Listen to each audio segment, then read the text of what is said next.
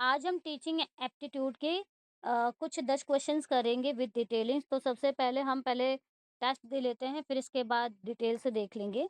तो सबसे पहले हमारा क्वेश्चन फर्स्ट है कि निम्नलिखित में कौन प्रभावी शिक्षण हेतु मूलभूत आवश्यकता है? इसका आंसर होगा पर्याप्त संसाधन और प्रौद्योगिकी। बाद में हम देख लेंगे कि क्या कितने मार्क्स आते हैं। और दूसरा क्वेश्चन है किस शब्द को युगल विकास के चरण के रूप में चिन्हित किया जाता है जिसमें अत्यधिक आध्यात्मिक सोच और परिकल्पनात्मक तर्क होता है किशोरों में? तो क्या होगा इसका? औपचारिक संक्रियात्मक अवस्था।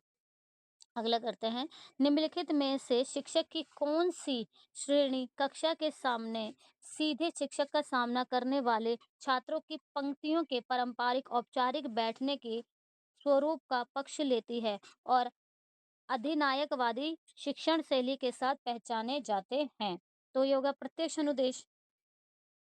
अगला देखेंगे, डैश में छात्र अपने कार्य के लिए व्यक्तिगत रूप से उत्तरदायी होते हैं और संपूर्ण समूह के कार्य का भी आकलन किया जाता है। वे संघर्ष करना सीखते हैं और स्पष्ट उद्देश्यों द्वारा निर्देशित होते हैं। छात्र कई गतिविधियों में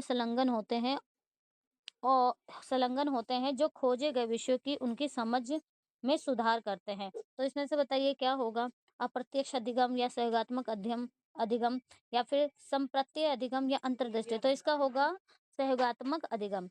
आगे बढ़ते हैं। तो शिक्षण का उद्देश्य, फिफ्थ क्वेश्चन नंबर, शिक्षण का उद्देश्य क्या है? ज्ञान का अधिक ग्रहण या छात्रों के सीखने के कौशल में सुधार करना? थर्ड पॉइंट हमारा वैचारिक बौद्धिक और विषय विशिष्ट कौशल विकास करना या छात्रों की याद करने की क्षमता को बढ़ाना? ये मूल्य और मान्यताओं का विकास। तो हमारा ये आंसर क्या होगा? पहला, दूसरा, तीसरा और पांचवा।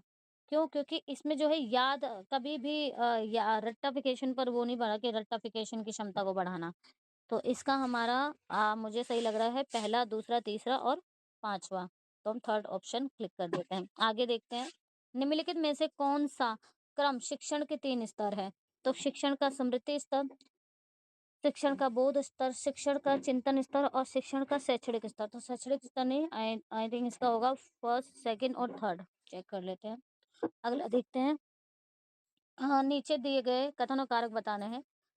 स्मृति स्तर का शिक्षण या अधिगम सबसे कम विचारशील है या और कारण है शिक्षण या अधिगम के इस रूप में स्मरण, मान्यता और प्रतिधारण पर बल नहीं दिया जाता। उपरोक्त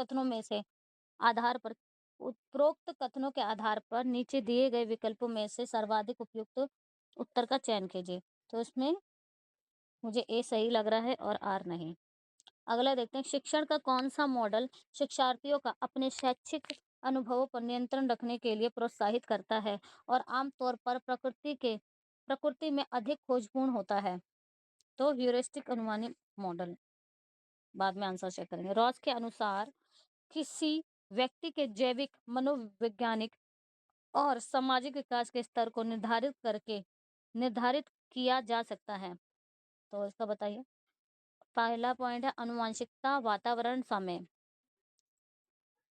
मुझे तो तीनों लग रहे हैं। अगला करते हैं, संवेदी गामक अवस्था किससे होगा? समय यानी सेंसरी मोटर जो होता है हमारा, ये इंद्रिय अंगों से संबंधित है। तो सेंस जो होता है, संवेदी गामक यानी कि अगर हम इसका इंग्लिश में भी देखेंगे तो देख सकते हैं ट्रांसलेट करके। तो सेंस से होता है तो वो इंद्रिय अंगों से संबंधित। तो एक का थर्ड कहाँ है? एक ही में है, फर्स्ट में। और पूर्व संक्रियात्मक अवस्था क्या होती है? बी का 4, बाल, तार्किक, मानसिक। और मूर्त किसमें आएगा? 1 में। और डी का सेकंड। तो अब आंसर चेक कर लेते हैं। Save and submit. Yes, solution देखते हैं। तो ये हमारा सही है। तो निम्नलिखित में से कौन प्रभावी शिक्षण हेतु मूलभूत आवश्यकता है? तो हमने क्या किया था? पर्याप्त संसाधन। अब इसका डिटेल्स देख लेते हैं कि प्रभावी शिक्षण के लिए छात्रों की विविध आवश्यकताओं को पूरा करने के लिए तैयार किए गए तत्वों के संयोजन, ये आप सब देख सकते हैं डिटेल से। ये भी सही है हमारा।